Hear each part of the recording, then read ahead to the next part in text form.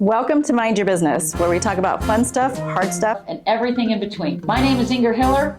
I'm your host, Gina Anguiano. Now let's get into it. And action. This one.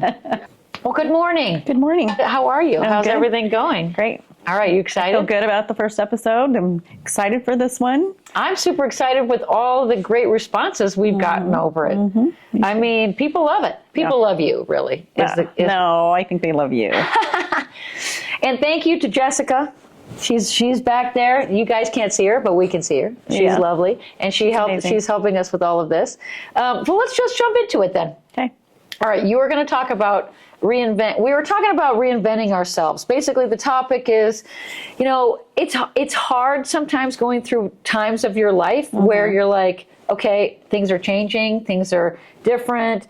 Kids go off to college, kids go and get married, your kids, let's not talk about that for me yet, but, and things change. Yep. You have more time, and it's scary. It's really scary to reinvent yourself. I had a big imposter syndrome of like, I don't deserve this. This isn't me, things like that. So how did you overcome some of these obstacles, Gina, with basically reinventing yourself, all of that?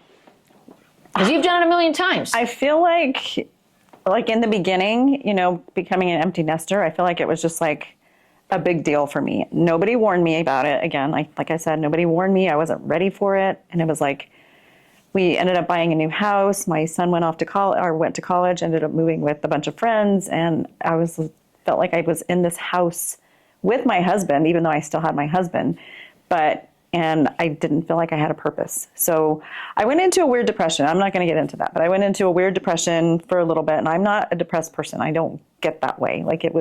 I had friends who surrounded me. I don't know that side of you. I know, exactly. You keep it kind of close, so. No, it's not me. So yeah, to go through that, I was like, this is weird. This is not me. So anyway, my husband and I, we run a business called Run to Change Lives, and we do it together. We live together, we work together, we do business together. But we put 3 events on throughout the year, and they've been successful. We raise money for charity, so it's great.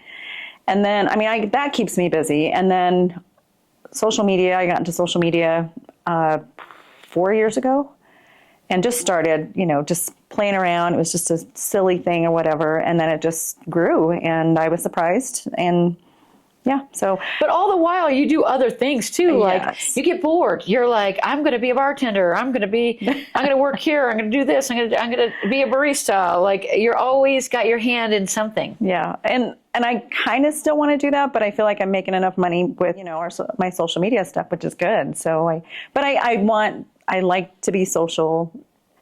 That's another story, because I don't always like to be social anymore. Right. I'm an outgoing person. I love people. I love being with people, but lately I'm just like very hesitant to do things and go out. So. Well, it's like you're teeing up our next episode, Yes. which is having fun after 40. Oh, but yeah. we'll get there. Yeah. We'll get there in our next episode. But Anyway. It was hard though, right? Sometimes it's scary. Yes, it is. And like I said, I didn't know how it was going to turn out or anything, and it just happened. It snowballed and turned into something. But I'm here to say, if you're doing social media or trying it and starting for the first time, like I didn't know, I take a chance. I just take a chance. Like me here today, I'm taking a chance. Right? Well, I appreciate that. And Jessica appreciates that.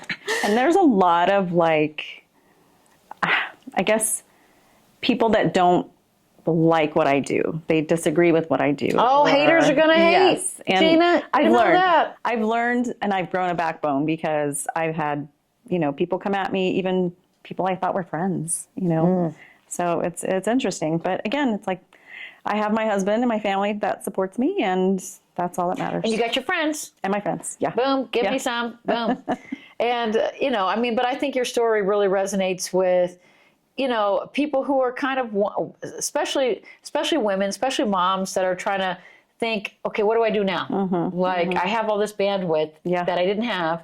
True. I look to your story, 5 kids, and for a while you didn't have a lot of bandwidth. No, but now you have Now we get Yeah. Olive Gina. I love that. Well, I want to know about you. How did you reinvent yourself, and what are you doing? I did it a couple of times, right? So, I mean, I kind of like to circle back. I have 2 kids, and they not 5, but 2, and no grandkids yet. Kids are kids.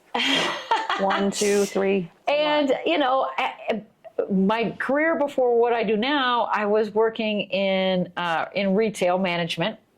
I worked at several different stores. I actually loved what I did.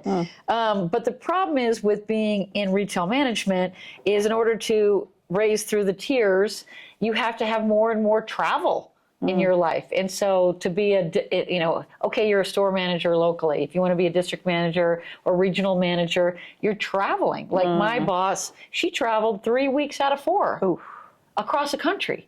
Well, I had little kids, like tiny, little small ones, the 4-year-old and a 1-year-old, and I didn't want to be traveling that much. So I honestly knew that I had to make a change with my career, and that's why, since I was selling furniture and decor and working with stagers and designers and things like that, I'm like, well, maybe I could sell real estate, and so I got into real estate, which was a huge jump. I mean, that's not something I had done. Yeah. And so that was my first reinvention, and damn it, it was hard. It was very hard, especially. People think, oh, I'm going to get into real estate and it's like so easy and I can set my own schedule. Yeah, as long as what you set your schedule is 7 days a week and 12 hours a day. Yeah. Because you're working on the weekends, you're working on holidays, you're working on, in order to make it successful. And it took a full year of like grinding and working my butt off to start things getting going. Fast forward, I was successful in real estate. And then basically I decided, I'm going to leave a company that was doing well for me and I had a big team. And then I'm like, I'm going to start my own company. I decided to, go out on my own, create my own company. Next home Aspire, in case you guys don't know it. And there were 4 other top producing agents from my previous team that just basically just believed in me and said, whatever you're doing, we're coming with you. And so I call us the founding 5. You know what I like about you? What? Is when you do something and you put your mind to it, you go all in, like dive head first. I mean, better to have tried and failed than never tried at all. I didn't make up that phrase, but I live by it. And if you don't try something, if you don't try to do something different and you just like, oh, it's not perfect, it's not ready, then it's never going to be perfect. It's never going to be ready. Just go. Just start something. And guess what? If it doesn't work at first, you'll learn from that. You'll go from that. Yeah. And, here I am in my 2nd year. We started from 5 agents. Now we're 15 agents, and I have a full-time operations manager. Shout out, Marissa. And so things are going great. And I would say it has been a challenge to reinvent myself, and the family helping support is a big deal because it takes up a lot of my time. And friends. Again, friends, yes. And I would say that, if I had advice for anybody out there, it's to just try something. You have a dream, do something, do what you want to do, try something. So, I mean, you did. And you're super successful in it. So, and we did. My husband and I did. Hashtag follow Socially Gina. What is it? I'm not doing it right. Instagram Socially Gina. Follow it. So I mean, I appreciate you sharing your story, and I just want this episode really was mainly to get people especially women, but all people that are thinking about starting something new, trying something new. I also think about, my wonderful, hardworking stay-at-home mom friends that, okay, now the kids are like, even it's like, okay, now my youngest one is in kindergarten. Like, okay, now I have some bandwidth. What am I going to do now? Right. I've, talk to many moms who are like, okay, I want to get out there. I want to do something. And it doesn't have to be work. It could be a passion project. It could be, a nonprofit, volunteering, but like wanting to like take something new on is scary. I agree. It's never perfect. It's never ready. Just go. Just go and just try. Go. Yeah. Exactly. And I there's like that. never, there's no such thing as losing. There's only learning. Yeah. And you take that learning and you build something out of it. I like that. I really like that. And what do you do in a situation when sometimes fully grown adults act like middle school kids? You know, you want to say grown-ass women. Grown-ass women. Yeah. We're getting spicy. I didn't know that sometimes women could be mean, like actual mean girls. Like, it just really shocks me that at our age, like, how and why? Like, did we not learn from high school? I mean, this isn't high school, and it's sad to me. I mean, it tells me a lot about the person for sure. So, What do you think that is? Why do you think that we're having to still deal with this? I think it's about who they are and how they feel about themselves, and doing stuff to other people feels good to them, which is sad. So I know it's weird. It's kind of like that old kind of phrase, like people put others down to put themselves up. Exactly. Which, you know, if you're secure in yourself, you shouldn't need to put others down Exactly. in order to build yourself up. Or be a mean girl, whatever. Like, yeah, exactly. Right. Well, I tell my husband, like, you're secure enough in your masculinity to wear a pink shirt. You're not worried about your masculinity. Yeah. You can wear a pink shirt. And it's the same thing with women that, you shouldn't need to put someone else down to feel secure in yourself. Exactly. And maybe there's some underlying issues there that, I'm no that's therapist. no doubt. I mean, that like I don't doubt that. that they're having trouble with their own self-awareness or security in themselves, and that's sad. It's a shame. How about you? Have you experienced that? Well, I mean, not super directly, I guess, but I have heard word that like there are people. How can there are people out there that don't like me?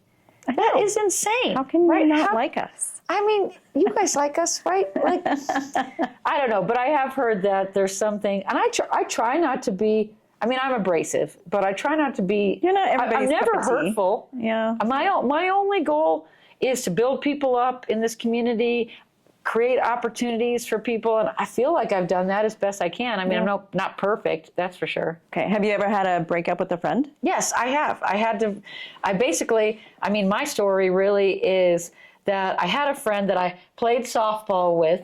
I mean, from the time I was like 7 years old, and trust me, I was not very good. I thought I was really good, and I used to yell at, "You're not catching the ball," and all the things.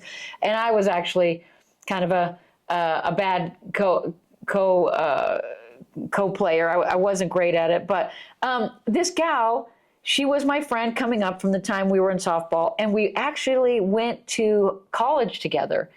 She moved out to Denver after college, like after I had moved here, and this was the kind of person that would literally leave you in the dust.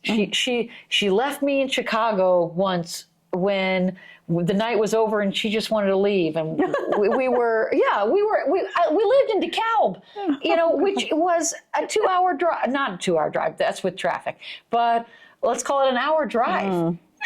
This was before cell phones, Gina. This gal left me in the dust. But then, so something bad would happen, and then months later would go by. Hey, how's it going? Hey, let's be friends again. Okay. Blah de blah. And so many times, it's like a boyfriend. Yeah. So many times you take back this friend, and then finally, when we're full on. Speaking of grown ass adults, I basically just like you're not helping you're not helping me in any way. I had to ask myself that, and you're actually toxic to me. Yeah. You're causing me stress, and it's all about you. And so I had to cut ties. I literally had to cut ties with her. Well, and I also feel like there are relationships where they feed you or they drain you. So it's one or the other. Like, are you constantly feeding that friendship, or is that friendship constantly draining you? Like, do you know what I mean? Yeah. I feel like some have to be more work than others, and I honestly I'm at the age where I just don't want to. No. You're either my friend or you're not. So. Right. First, I was taking the path of least resistance, which is fine. I don't care anymore, like Yeah. about that thing. I'll just be friends with you. I'll be nice. But then it just kept happening. It just Yeah. kept happening.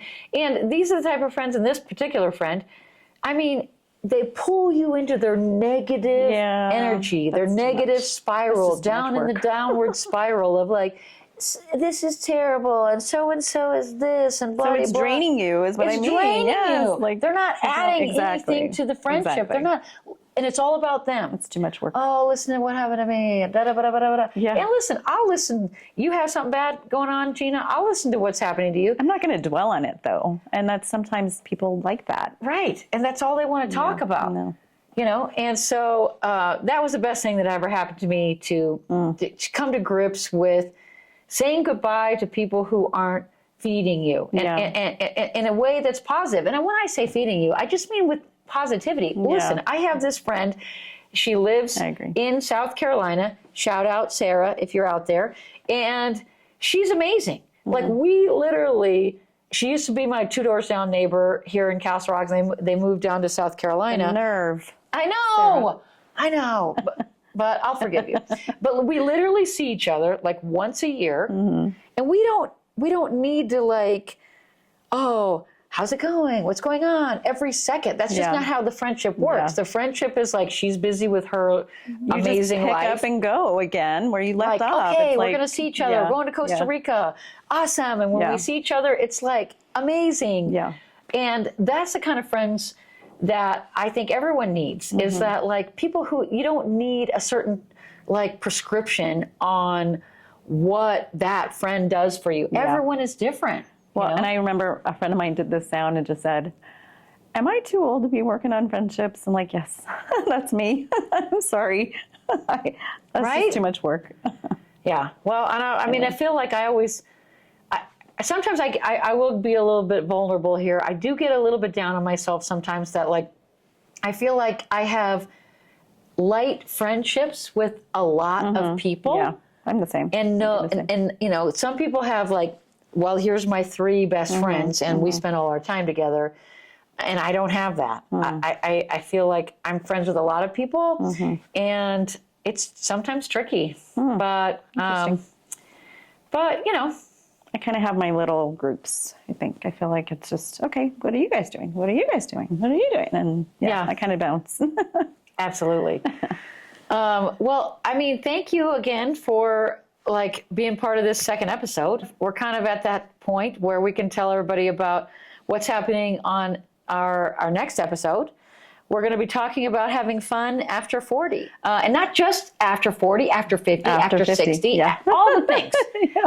I truly am going to be that lady with the gray dreadlocks at the club after 70 and be like having the time of my life. That definitely is going to be me. I'm going to be the one who, if you see gray in my hair at my funeral, like if I have gray in my hair, you're going to be my friend and cover it. So I'm going to go to my grave with colored hair. Okay. Not showing my gray. All right. So- Well, this is just kind of a funny anecdote, and I'll share it. But when I was 16 or 17, I read in the Cosmopolitan magazine, the Cosmo, right? And nobody reads magazines anymore. Yeah, I But do. it said that French women never take their bra off. Oh. And in order to, they never take their bra off. And so I have abided by that my entire life. I have an underwire bra that I never take off unless I shower. Oh. So it's on all the time. We will discuss that and many more amazing things. And we will have a real cocktail next time.